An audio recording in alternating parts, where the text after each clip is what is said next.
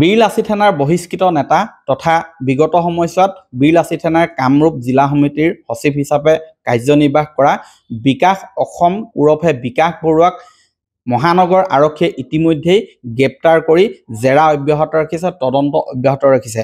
বিকাশ অসমৰ বিৰুদ্ধে আছে বহু অভিযোগ। বিকাশ অসমে বিভিন্ন ব্যৱসায়িক ধন দাবী কৰাৰ গুৰুতৰ অভিযোগ উত্থাপন হৈ আছে। ইয়াৰ উপৰিও অসমৰ একাংশ মহিলাক অতি অপমানজনক মন্তব্য কৰাৰো অভিযোগ আছে।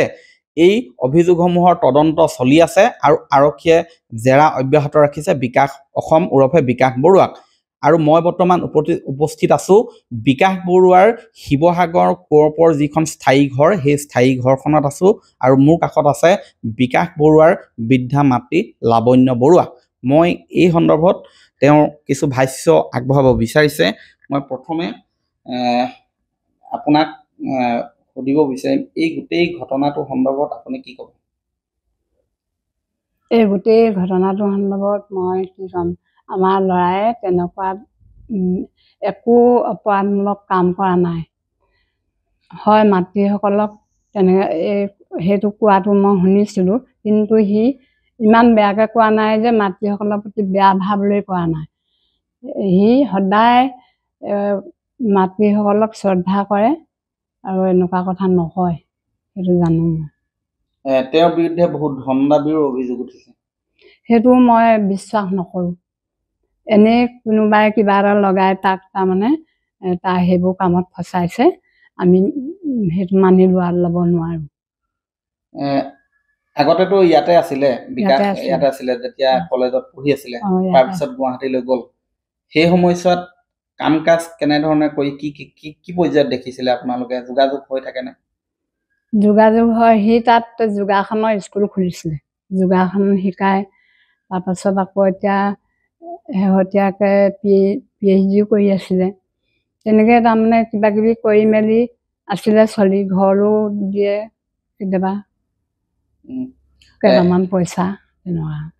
শেষবাৰৰ বাবে কেতিয়া যোগাযোগ হৈছিলে?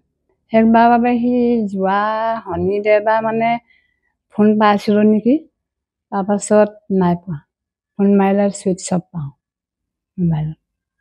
তাৰপিছত ইয়াৰ পৰা গৈছে নেকি কোনোবা লগ কৰিবলৈ, বা যিহেতু থানাত আৰক্ষীয়ে গ্ৰেপ্তাৰ কৰিছে? ইয়াৰ পৰা পৰহিদিনা আমাৰ সেই ভতিজা এটা গৈছে। কোন কোন থাকে আপোনালোকৰ ঘৰত? কোন কোন থাকে ইয়াত নে? ইয়াত অকল দেউতাকে মই থাকোঁ।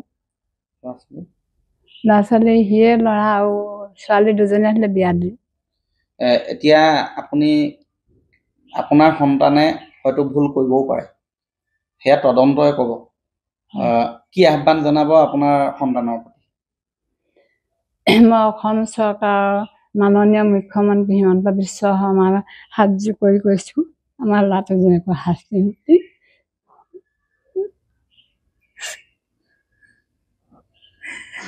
এয়া আচলতে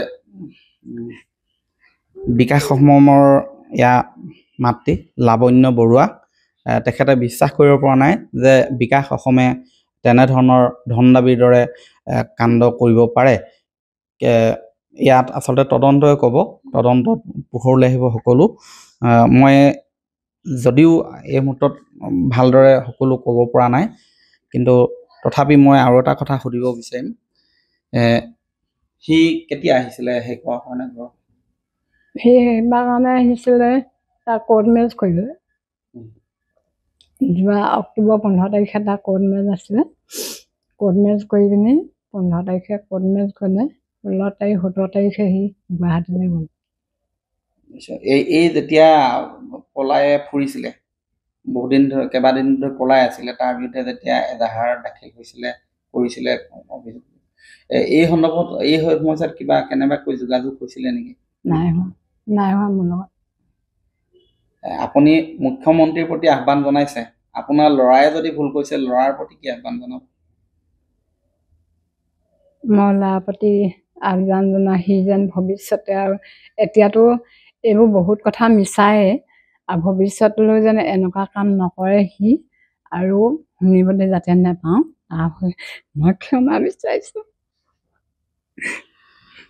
হয়, এয়া লাৱণ্য বৰুৱা, তেখেতৰ পিতৃ আমি ভাষ্য ল'ব পৰা নাই, পিতৃ যথেষ্ট অসুখীয়া আৰু অনাগত সময়ত লক্ষণীয় হ'ব আচলতে তদন্তত কি পোহৰলৈ আহে। ইতিমধ্যেই আৰক্ষীয়ে সংবাদ মাধ্যমৰ আগত দিয়া ভাষ্য অনুসৰি বিকাশে কেতবোৰ নকৰিবলগীয়া কাম তথা আইন বিৰোধী কাম কৰা বুলি তেওঁলোকে সদৰি কৰিছে। কিন্তু এয়া ন্যায়ালয়ত আচলতে কি ৰায় দিয়ে অনাগত সময়ত সেয়া লক্ষণীয় হ'ব। আপুনি বিচৰা বাতৰি পাব কেৱল নিউজ 18 এপত। নিউজ 18 এপ ডাউনলোড কৰিবলৈ স্কেন কৰক এই QR কোড। গুগল প্লে ষ্টৰতো পাব এই নিউজ 18 এপ।